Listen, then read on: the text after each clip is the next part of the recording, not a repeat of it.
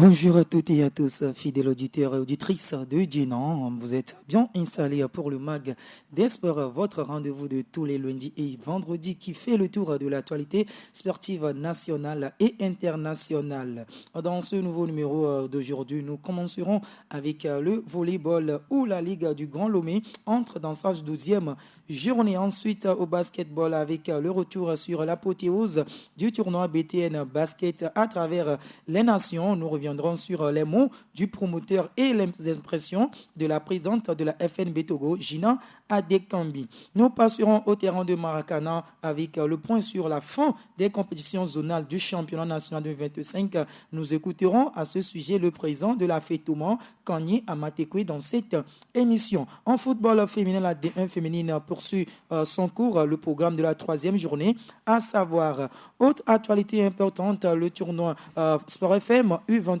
le tirage au sort des académies est désormais connu. Nous vous donnons tous les détails. UFOAB 2025, les éperviers U17 sont appelés pour un stage de préparation. CHAN 2024, le point sur les résultats des matchs de la semaine et les prochaines affiches. Nous irons à l'international pour parler du nouveau sacre historique du PSG en finale de la Supercoupe d'Europe face à Tottenham. Et le dernier sujet, nous irons en Espagne avec la reprise de la Liga saison 2025-2026, tout le programme de la première journée. Voilà donc pour le sommaire de votre magazine sportif aujourd'hui. Restez à l'écoute du mag des Sports. Ça commence avec moi, Michel Diamissi. Je serai bien sûr accompagné de votre invité Latif Yuroman, journaliste sportif.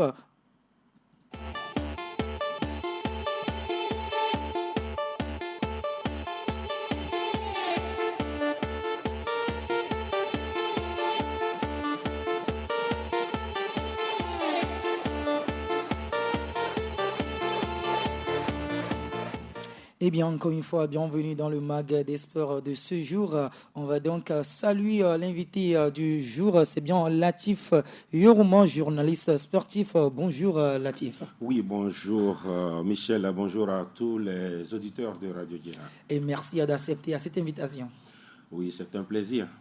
Et voilà, déjà, on va donc ouvrir ce numéro avec le volleyball, le championnat senior de volleyball de la Ligue du Grand Lomé. L'heure est à la 2e journée et plusieurs affiches sont au programme aussi bien chez les hommes que chez les dames. Le samedi 16 août 2025, sur le terrain A, dans le tableau féminin, à 14h30 minutes, ABBC croise Étoile Filante et à 15h30, Phoenix sera à l'assaut des clubs des amis. Du côté des hommes, à 14h30, Police défie AC, l'opposition d'Ovs Étoile Filante est à 15h30 et à 17h, le face-à-face à Sauterre Phoenix. Le dimanche 17 août, côté femmes, à 14h30, Agaza joue King Queens et à 15h30, ASP sera face à Divolka. Pour les hommes, à 14h30, ASP croise Club des Amis. Dito va en découdre avec King Queens à 15h30 et Agaza sera face à Divolka à 17h pour fermer la 12e journée du championnat senior de volleyball. Dans un autre registre, cap sur les paquets de basketball où la 3e édition du tournoi basket à travers les nations a connu son apothéose le samedi dernier au centre Swallows. C'était vraiment 4 finales qui a été disputées de l'autre côté. Nous allons donc suivre le promoteur de ce tournoi BTN basket à travers les nations. Durant ce tournoi, nous avons vu énormément de talents. Nous avons vu les joueurs du Ghana, les joueurs de CDJ qui se sont surpassés pour cette édition. Si vous avez suivi le match, c'était vraiment serré. Et franchement, je pense que c'est encore une belle réussite pour l'organisation du BC. C'était beaucoup stressant, sans vous mentir. Vous savez, toute organisation a des failles. Il y a eu beaucoup de failles, mais nous avons su nous rattraper sur beaucoup de points. Ouais. On vous réserve le meilleur. On vous réserve le meilleur. Mieux que cette édition, c'est sûr et certain. Je pense que ce sont les équipes invitées. Il y a eu plein d'équipes qui ont finalement à la dernière, le jour au lendemain, qui ont annulé leur venue. Et je pense que cela a un peu découragé l'organisation. Mais malgré cela, on n'a pas baissé les bras. On a voulu que cette édition tienne. Et d'un autre côté, suivant les impressions de la présidente de la Fédération nationale de basketball Togo, Gina Adekambi. C'est un sentiment de joie qui nous anime aujourd'hui parce qu'on a vu de très belles finales, de très beaux talents sur le terrain et les finales ont été à la hauteur de notre espérance. Ce que nous déplorons, c'est l'absence de quelques équipes, notamment les équipes nigériennes, qui n'ont pas pu nous rejoindre pour cette troisième édition. Et nous espérons que pour la quatrième édition, on aura toutes les équipes des pays de la zone 3. Un sincère merci à l'endroit de toutes ces équipes qui ont répondu présents. Nous leur présentons des excuses. S'il y a eu des manquements dans l'organisation, nous allons essayer de les parfaire pour la prochaine édition. Et nous profitons également pour inviter les partenaires et les sponsors à nous accompagner dans ces genres d'initiatives qui regroupent la jeunesse sous-régionale. Nous avons beaucoup de talents. Comme on le dirait, ce sont des diamants impolis. Et nous croyons fermement que dans la zone 3, nous allons faire parler du basketball. Ça ne serait plus sur le continent où on a l'habitude de parler des grandes équipes, notamment le Sénégal, le Nigeria. Mais je crois que nous avons des talents qui commencent par se faire sentir, surtout dans la zone. Et il faudrait quand même accompagner ces jeunes-là, à exploser, à faire sortir ces potentialités qui sont cachées en eux. Gina Adekambi, la présidente de la Fédération nationale de basketball. Et le rappel des résultats, U16 filles, Team Togo a battu Adinakou du Bénin, 48 paniers contre 39. Du côté des garçons, U16 Team Togo a été battu par CDJ Don Bosco, 55 contre 45 paniers. Du côté des filles, U19 Swallows a pris le dessus sur BSA du Ghana, 39-33. Et la dernière finale qui a opposé les garçons du 19 BSA du Ghana a dominé CDJ Don Bosco, 65-63 dans une finale très serré. Voilà donc pour le basketball. Nous allons donc donner la voix à Latif Ayoroman. Le basketball aujourd'hui, une discipline au Togo. Et voilà, avec ce tournoi, ça donne l'envie aux jeunes de jouer et de porter leur talent. Comment trouvez-vous après la réaction du promoteur et bien de la présidente de la Fédération nationale de basketball? Moi, je pense que ce sont des initiatives qui vont permettre quand même à ces disciplines-là d'avoir de la matière au niveau de la sous-région. Parce que vous savez, actuellement se joue l'afro-basket masculin en Angola, où voilà, les meilleures nations d'Afrique se retrouvent. Ça fait seulement 32 nations sur les 54 que compte le continent. Et avant d'arriver à cette étape-là, il va falloir quand même que les pays qui sont en réalité dans la même zone s'organisent. C'est une question d'organisation. Quand vous prenez d'autres confédérations, il y a des morcellements. Vous prenez l'athlétisme, il y a ce qu'on appelle les régions. Il y a région 1, région 2, jusqu'à 5 régions au niveau de l'athlétisme. Lorsque vous prenez par exemple la Confédération africaine de football, au niveau du continent, il y a ce qu'on appelle la zone Afrique centrale, il y a ce qu'on appelle la zone UFOA, et même la zone UFOA a été encore morcelée en deux, où on parle de UFOA A, UFOA B. Donc au niveau du basketball, il y a pas seulement au niveau du basket, mais même au niveau du volley, vous allez voir, il y a ce morcellement où on parle de zone 2, zone 3. Donc comme on parle de région ailleurs, ici on parle de zone. Donc vous allez constater que ces zones-là sont appelées en réalité à organiser des tournois. Mais là également, ça coince un peu. Donc ici, c'est une initiative privée. C'est un promoteur qui a pris celui de pouvoir organiser en tout cas ce tournoi qui est, je crois, sa troisième édition. Voilà. Donc le basketball à travers les nations avec les pays qui sont pratiquement frontaliers, qui viennent, et beaucoup plus l'accent est mis sur les jeunes. Les jeunes qui vont commencer à pouvoir quand même se challenger avant un jour d'arriver à l'étape senior et de titiller donc les grands. Moi, je pense que c'est une très bonne chose et de voir, voilà, même si oui, cette année, toutes les nations n'ont pas répondu, comme vient de le dire la présidente Gina Adekambi. Il y a le Niger, le Burkina qui n'ont pas fait le déplacement. Qui ne sont pas arrivés, alors que, par exemple, l'édition dernière, elles étaient là, et ces nations, surtout le Niger que j'ai vu. Et donc, voilà un peu, c'est une très bonne initiative où on voit le Togo qui, quand même, a joué une finale jusqu'au bout de la nuit de Don Bosco, qui malheureusement avait eu la chance de pouvoir gagner, mais au niveau des lancers francs, le Togo ne s'est pas montré lucide. Et voilà, une défaite, d'accord, mais défaite encourageante, parce que voilà, c'était face à une équipe du Ghana, même si oui, le Ghana, ce n'est pas une référence lorsqu'on parle du basketball.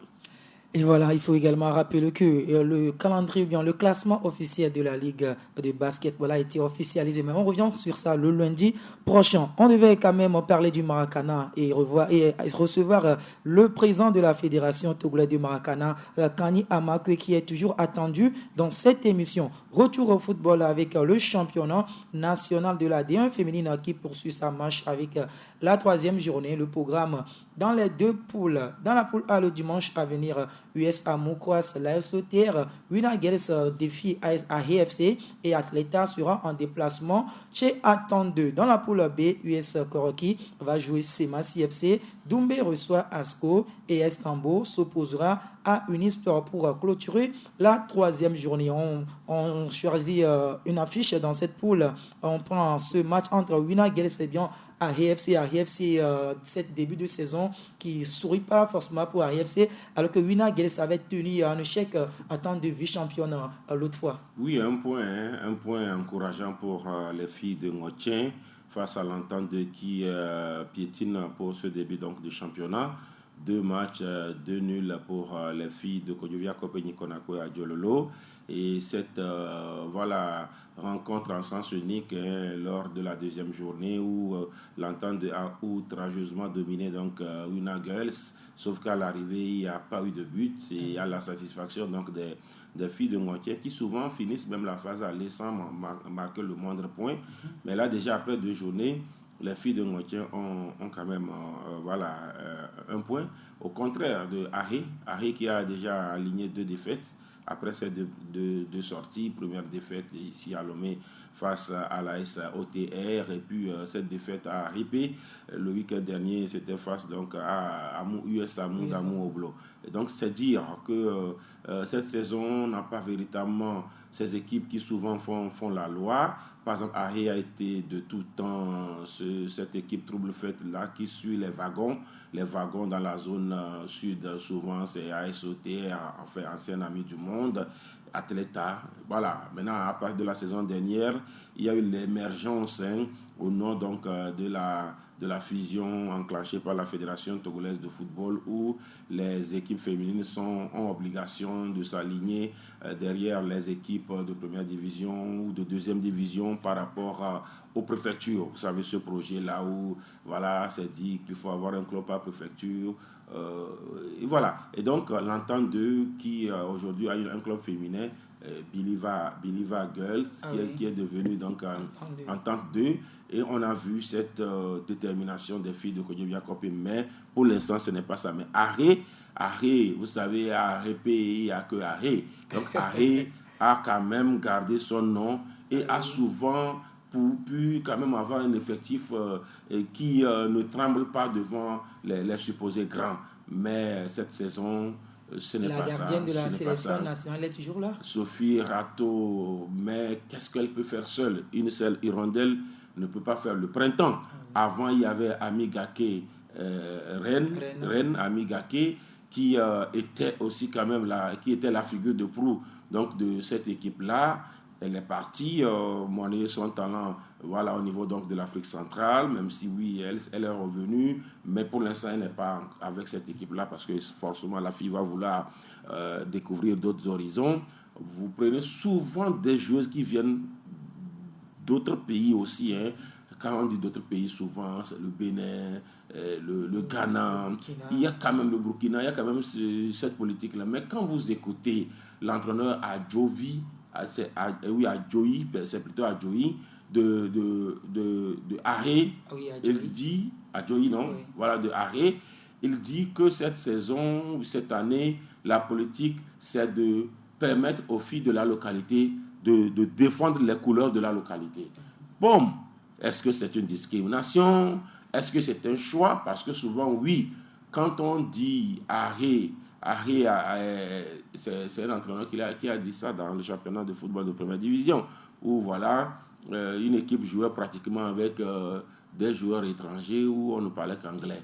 Le coach d'espoir. Voilà, mais c'est quoi cette histoire-là où les gens ne parlent qu'anglais, les gens parlent. C'était espoir à SETR. Voilà, on a dit, c'était espoir à SETR. Comme quoi il y avait trop d'anglophones dans les rangs de la SETR. Donc, à un moment donné, il y a ce qu'on appelle, il faut porter l'identité d'un club, d'un milieu. En réalité, est-ce que c'est un choix choisi par la localité Arépé de faire la politique des jeunes filles venant d'Arépé?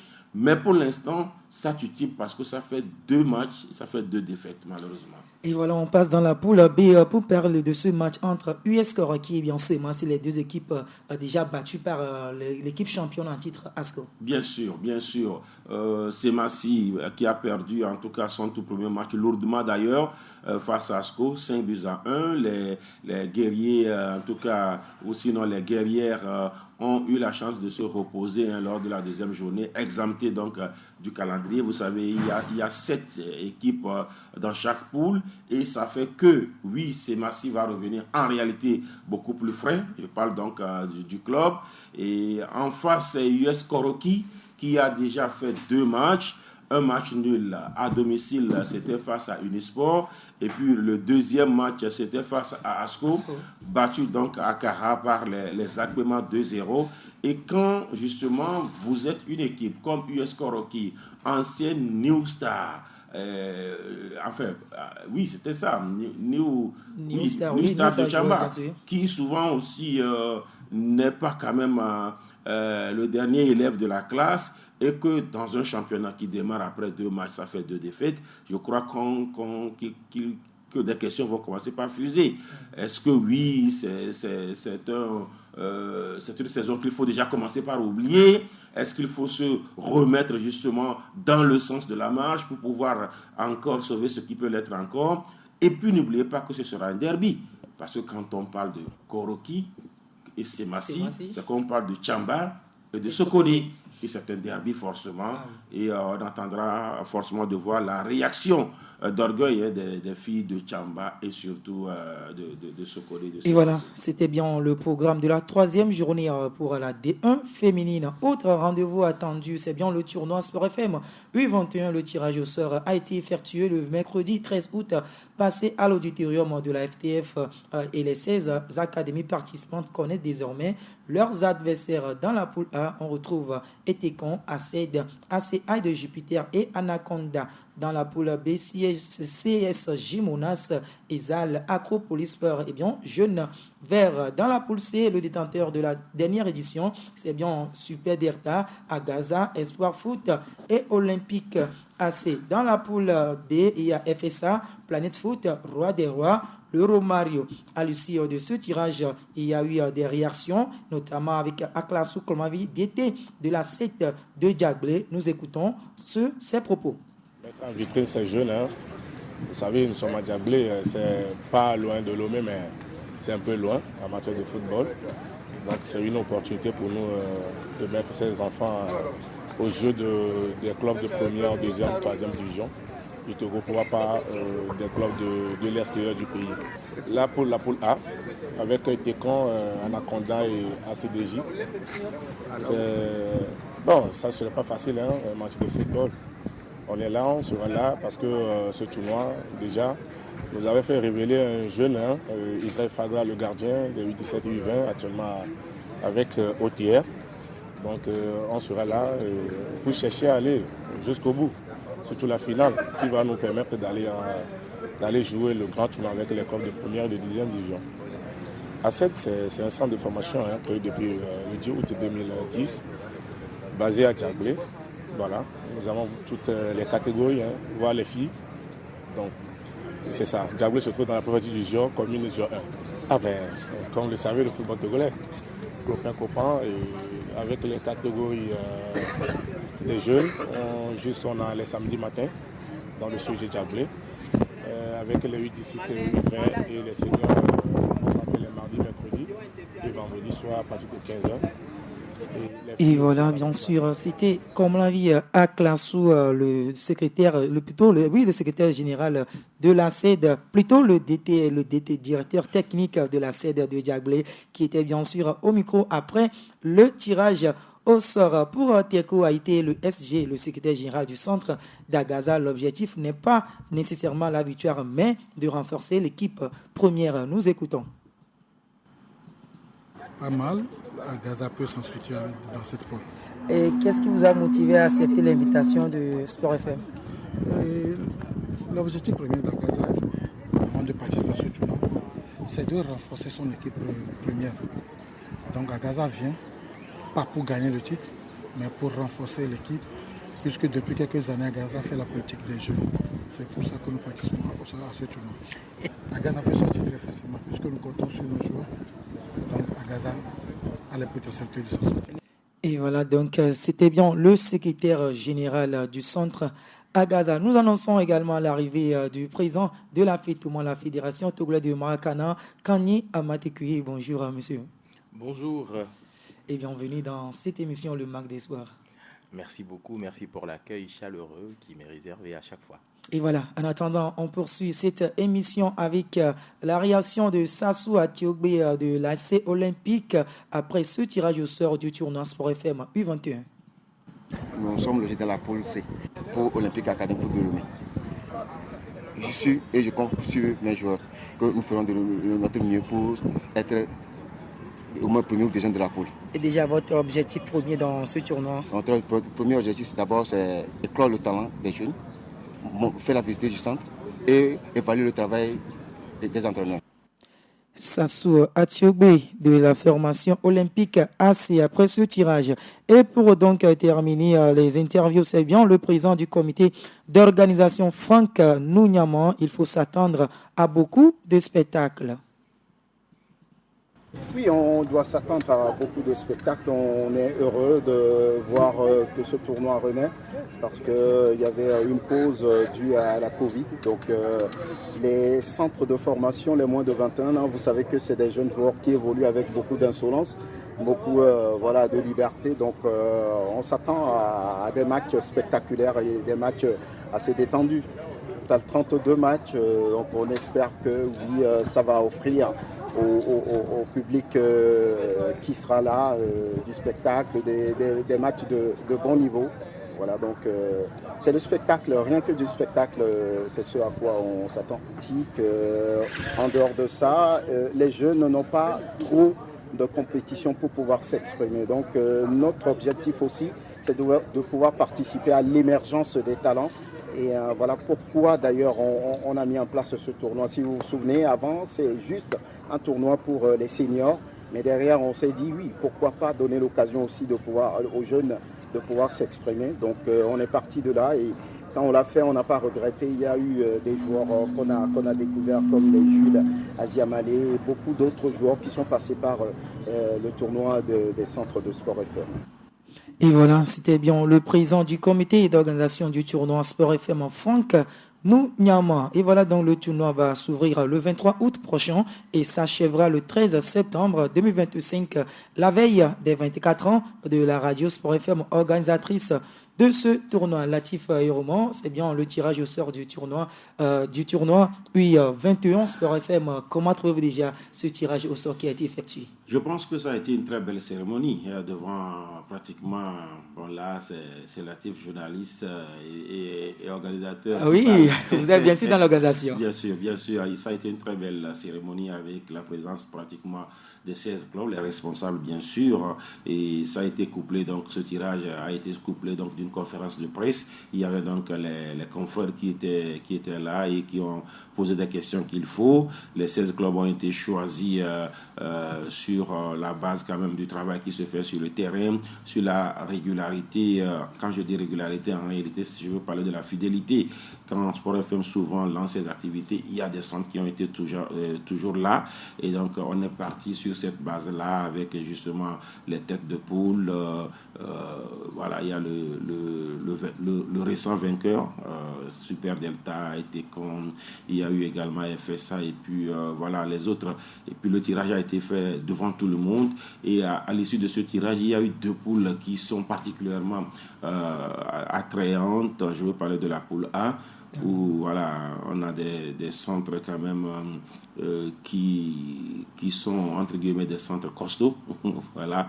Quand vous prenez par exemple Técon, vous prenez Anaconda, c'est des centres assez ADJ.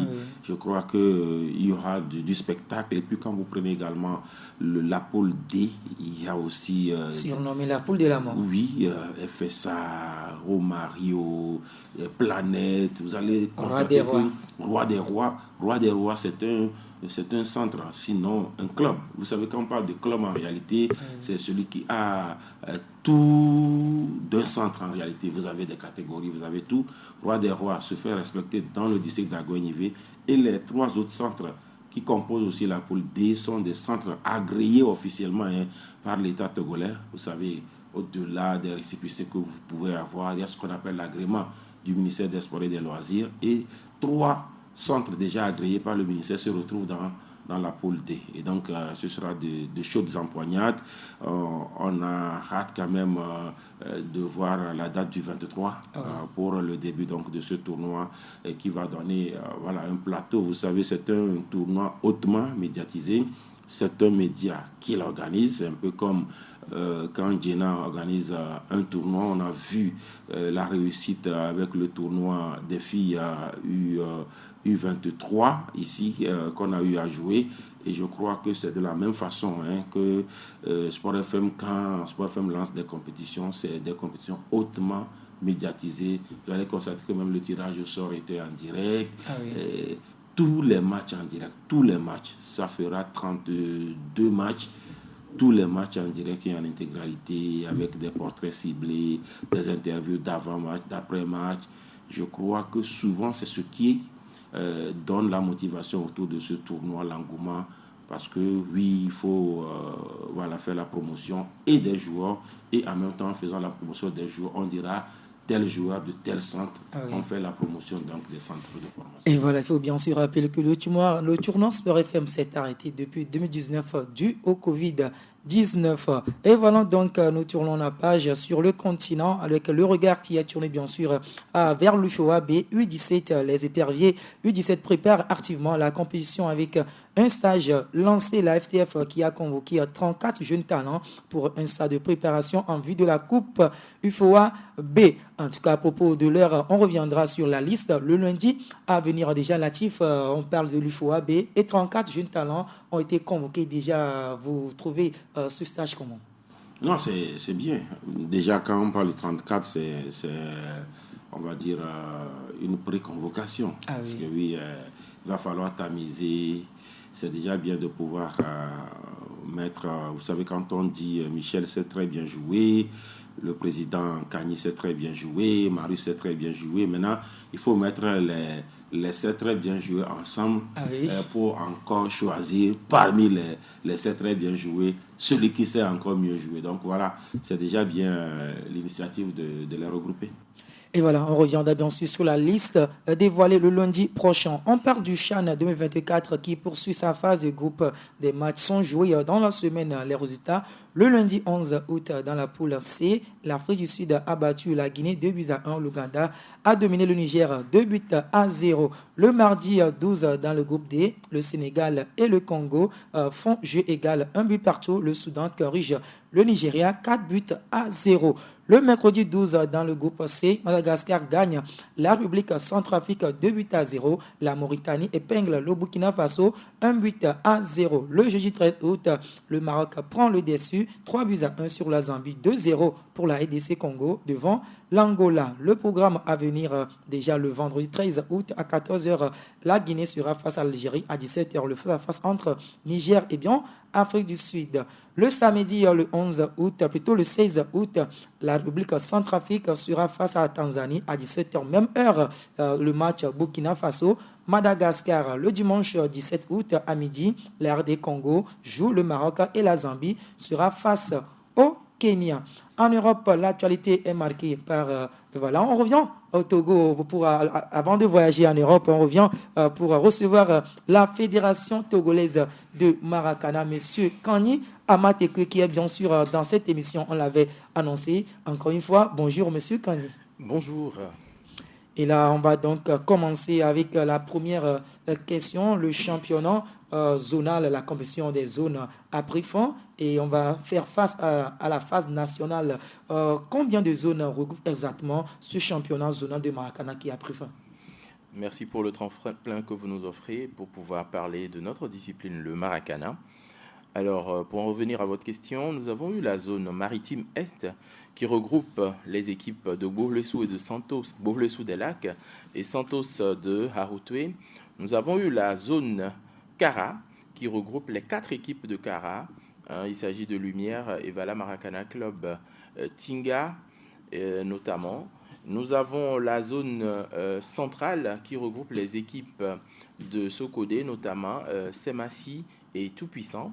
Nous avons la zone des plateaux qui regroupe les équipes de Palimé et d'Atapamé. Palimé, c'est Mac de Palimé et Atapamé, c'est Pima. Calaco n'a pas pris part au championnat cette saison.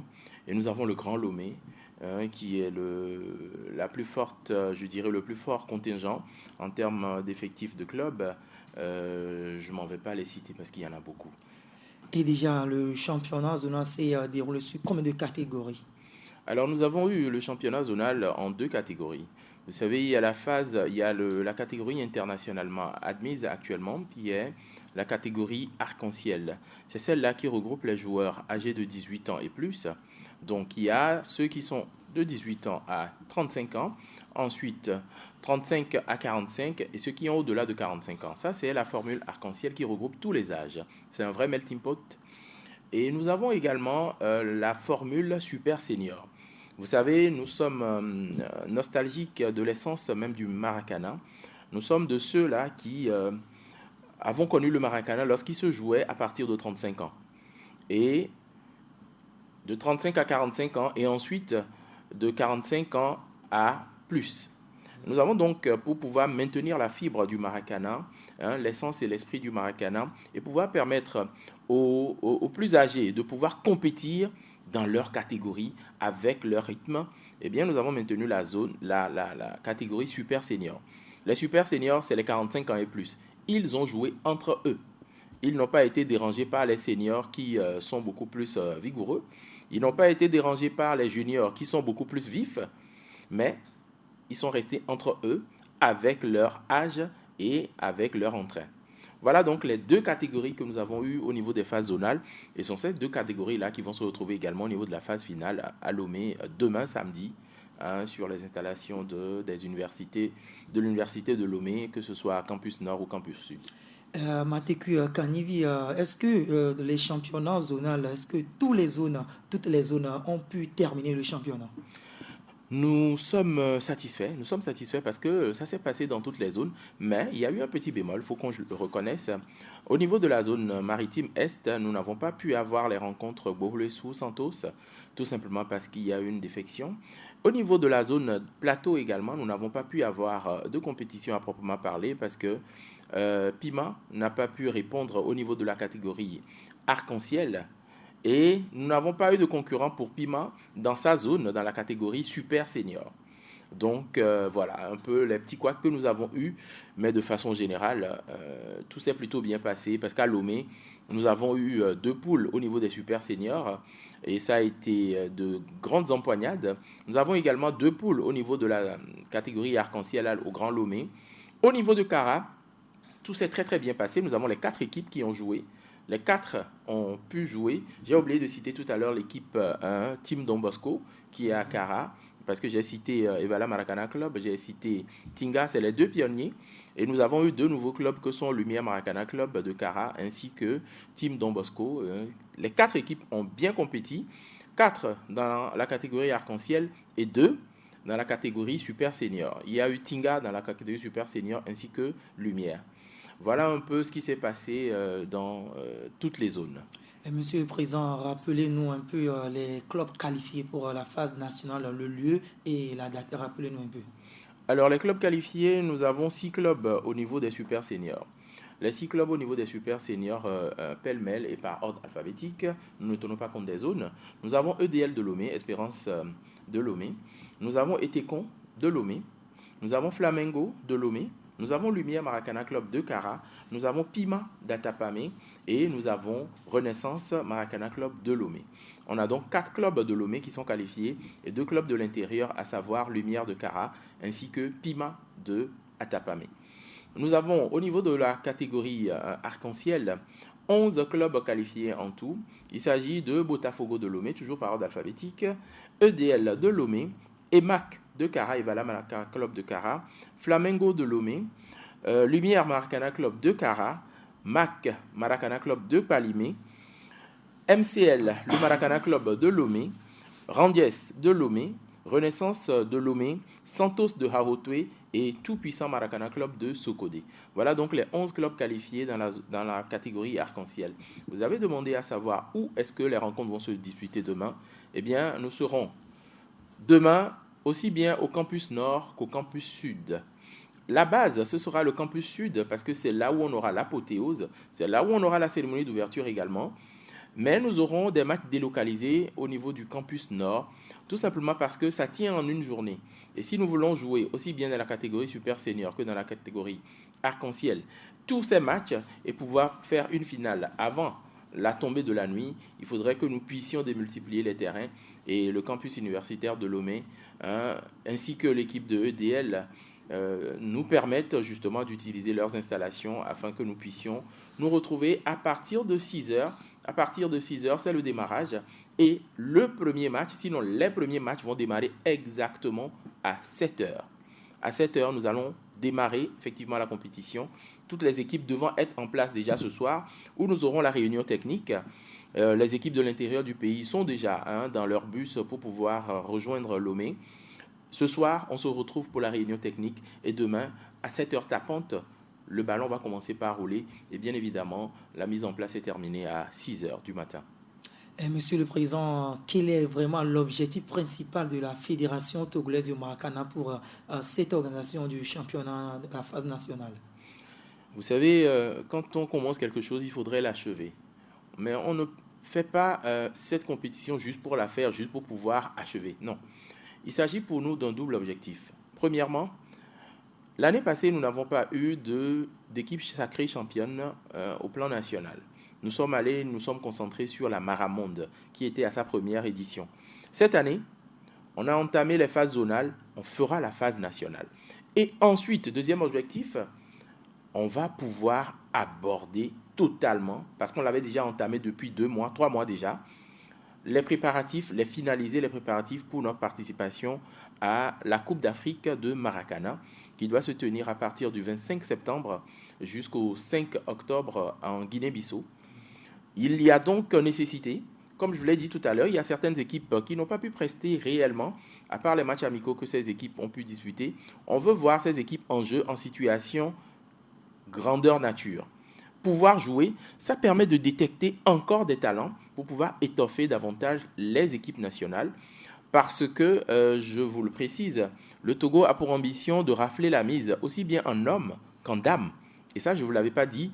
Nous avons une équipe nationale féminine qui s'entraîne depuis 3 mois déjà.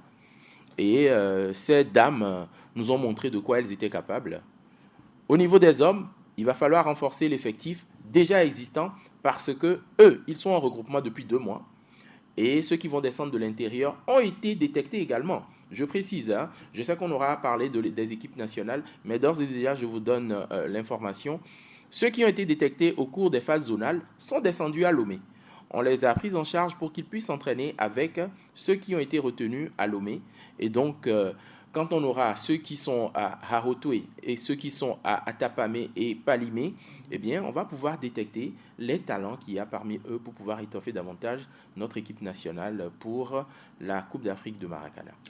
Voilà les 2 objectifs. Oui. Pouvoir déterminer les champions du Togo en catégorie arc-en-ciel et en catégorie super senior et détecter les talents davantage pour solidifier notre équipe nationale senior. Monsieur le Président, est-ce que cette phase nationale sera diffusée sur une chaîne ou bien parlez-nous un peu de ce côté? Alors, nous sommes en train de tout faire pour que nous puissions sur notre chaîne Facebook faire une diffusion. On voudrait faire une diffusion en live des matchs, mais vous aurez compris, nous avons des contingences qui ne dépendent pas de nous. Si le flux de la connexion ne le permet pas, eh bien le direct sera impossible. Nous espérons qu'il y aura une trêve au niveau des opérateurs pour que demain nous puissions avoir une fluidité au niveau de la connexion Internet afin que nous puissions faire notre Facebook Live, afin que nous puissions faire notre TikTok Live. Et Latif Ayeroma, l'invité, il est bien présent, le président de la fédération Amatekwe Kani. Kani, vous avez quelque chose à dire? Vitalis. Oui, voilà, on va jeter Vitalis. C'est pas Kanivi, mais Kani. Oui, c'est pas Kanivi, c'est Kani, voilà.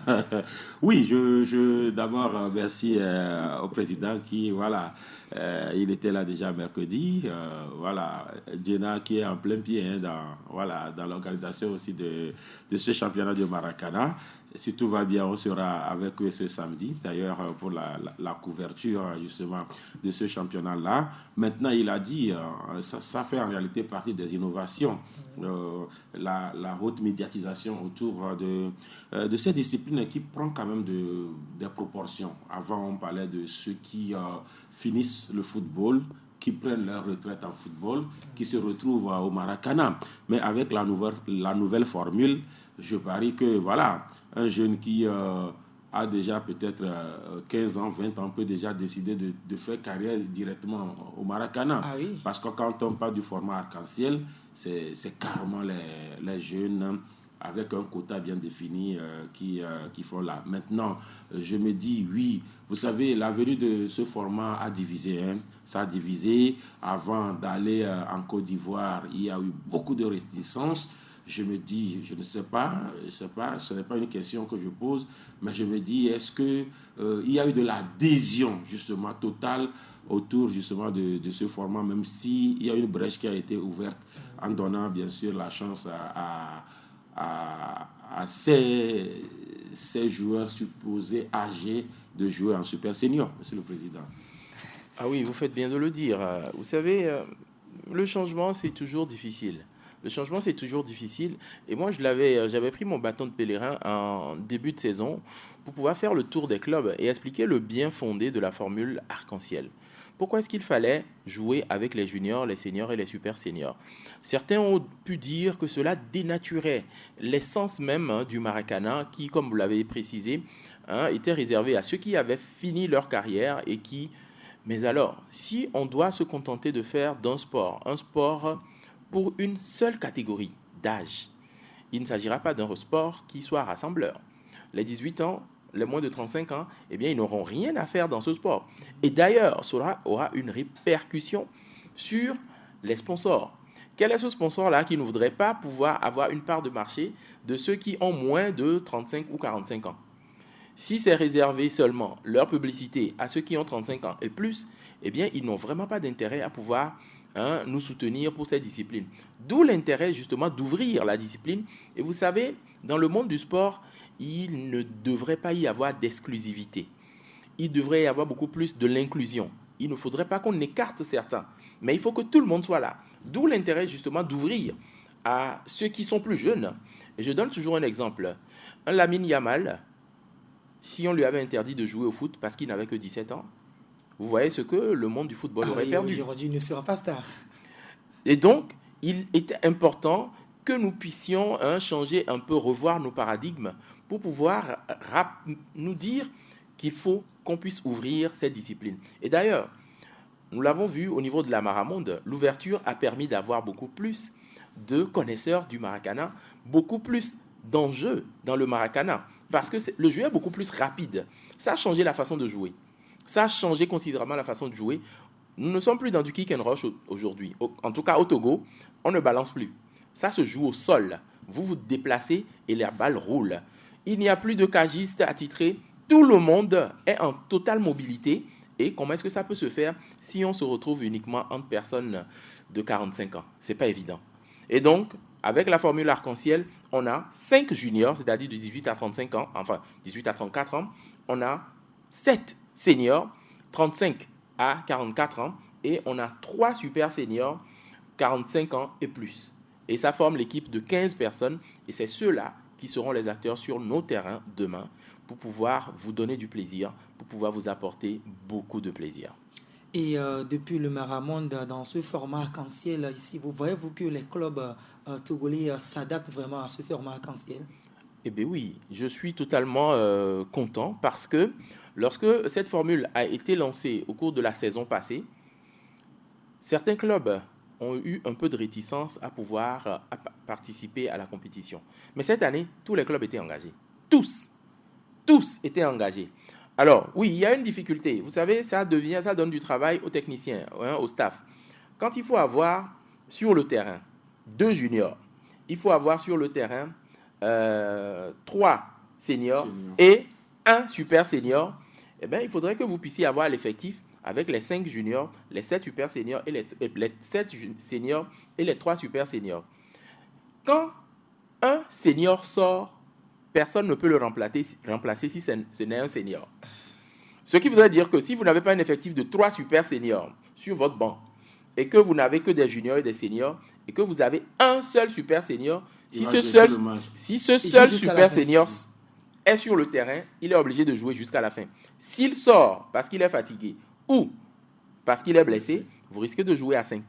C'est là en fait la clé. Et quand vous faites sortir un senior, c'est un senior qui doit le remplacer. Et quand vous voulez changer de système de jeu, par exemple, je dis du n'importe quoi, je ne suis pas technicien, c'est votre attaquant qui est un super senior. Quand cet attaquant sort, celui qui doit le remplacer doit être un super senior. Mais celui qui rentre en tant que super senior, lui n'est pas attaquant. Il est plutôt peut-être milieu ou il est défenseur. Donc, il faut réajuster l'équipe, sortir quelqu'un dans les 2 autres catégories pour pouvoir remplacer celui qui est sorti au niveau de l'attaque. C'est là où les techniciens ont du travail. Et attention, vous faites entrer sur le terrain 2 super seniors, un est sanctionné tout de suite. Parce que vous ne pouvez pas avoir 2 super seniors au même moment sur le terrain. Voilà le travail que ça donne. Ça donne un travail d'attention et de technicité. Il faut avoir de la complémentarité. C'est ça, en fait, la formule arc-en-ciel, ce que ça nous apporte en plus. C'est dire que tout le monde a accepté et aujourd'hui, nous sommes contents. Nous avons aussi bien la formule arc-en-ciel que la formule super senior. Si nous avons les moyens, demain, nous ferons comme nos voisins du Bénin. Nous allons mettre en place une formule uniquement pour les juniors. Comme ça, ils seront dans leur catégorie. Monsieur le Président, votre mot de fin. Eh bien, le mot de fin, c'est des mots de remerciement. D'abord, à la fêtière, à notre ministère de tutelle, à Madame le ministre, nous vous disons merci. Merci d'avoir révolutionné votre ministère. Merci d'avoir apporté la lumière sur le Maracana. Quand vous êtes venu au niveau de ce ministère, nous savons comment est-ce que ça a commencé, mais aujourd'hui, nous savons là où le Maracana est. Nous savons l'enveloppe financière que vous nous accordez au niveau du Maracana. Et d'ailleurs, chaque fédération sportive aujourd'hui sait ce que vous apportez. Nous disons merci à l'État pour cet effort de visibilité. Nous disons merci à tous les sponsors. Et nous disons merci à un sponsor tout particulier d'ores et déjà. Parce que ce sponsor a accepté de nous accompagner déjà dans nos préparatifs pour la Maramonde. Merci à ce sponsor, je parle de la SNPT, qui a accepté lors des réceptions de notre courrier de sponsoring nous accompagner. Nous disons merci à YAST. Nous disons merci également. Vous passerez à la comptabilité, Monsieur le Président. Ah ouais, ah oui. Permettez que je puisse dire merci également à la SNB, qui sont ceux-là qui nous accompagnent pour le moment, et bien évidemment à tous les mécènes, notamment parrains, qui nous accompagnent, parce qu'avant que le ministère ne vienne, avant que les sponsors ne viennent, ce sont ces personnes-là qui nous ont toujours accompagnés et qui continuent de nous accompagner. Que Dieu les bénisse et que Dieu permette à ce qu'ils puissent avoir les moyens pour pouvoir nous accompagner. À tous les acteurs, invitation est prise pour demain, 7h, sur les 2 campus universitaires, Sud et Nord. Mateku Kani, président de la fédération de Maracana, merci pour votre passage et bonne phase nationale. Merci à vous, les hommes de médias. Sans vous, le message ne passera pas et sans vous, il n'y aura pas de sport. Et voilà, donc toutes nos excuses de ne pas ouvrir la page Europe. On revient le lundi, on referme cette émission. Et merci Latif Romain. C'est moi. On se retrouve le lundi prochain pour une nouvelle édition. D'ici là, portez-vous très bien. À très vite.